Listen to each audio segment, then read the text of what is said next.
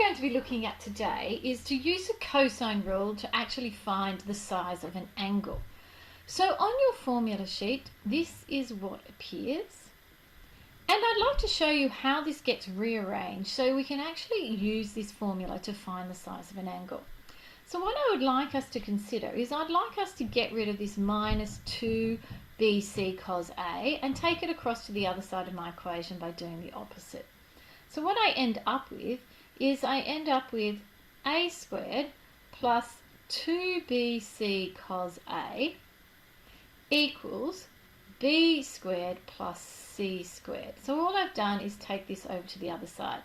Now I'm going to want 2bc cos A by itself. So I'm going to take this a squared across to the other side of my equation by doing the opposite, which is subtraction. So 2bc cos A equals b squared plus c squared minus a squared. And because I want cos A by itself, what I'm going to do is I'm going to divide both sides by 2bc. They're going to cancel. I'm going to divide this side by 2bc. So we end up with the equation that cos A equals b squared plus c squared minus a squared over 2bc. And that is the equation that we are going to use in order to find the size of an angle using the cosine rule. So let's have a look at doing that with some examples. So find the size of angle B. Well, angle B is where B is. So here we have it. I'll set it up and I'm looking at that pattern and I know that means I'm using the cosine rule. So I'm going to say that cos B in this case is equal to. Now, it's always the two numbers in the circle are the two numbers I write down that are added together.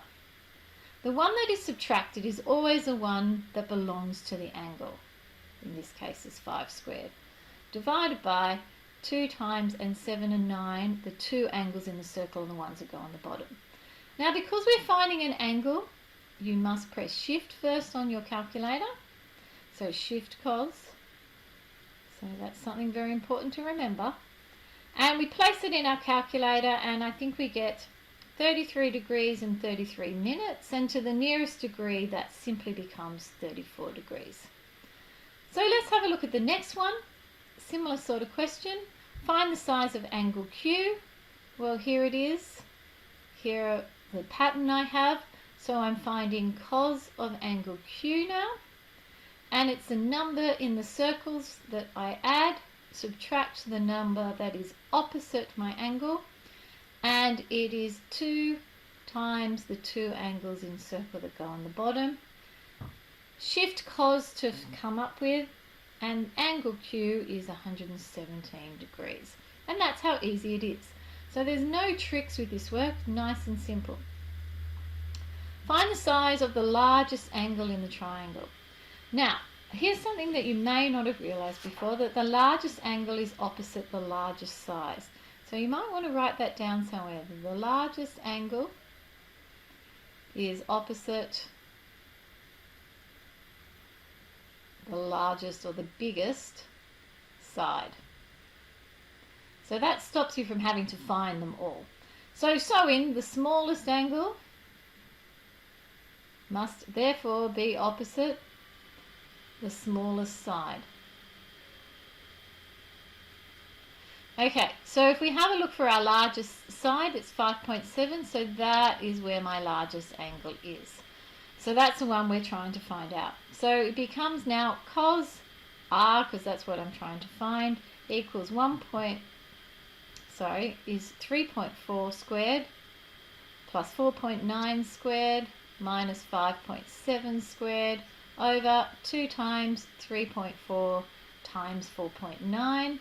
And if we work that out, we get R is 85 degrees. And that might save you a bit of time in a test. Here's another one with one of those word problems. Two paths diverge from point A. So if I call this point A, diverging meaning they're going in different direction. The first path goes for 1.25 kilometers to a point B. The second path goes for 1.4 kilometers to point C. B and C are exactly 2 kilometers apart. Find the angle at which the two paths diverge. So this would be the angle here.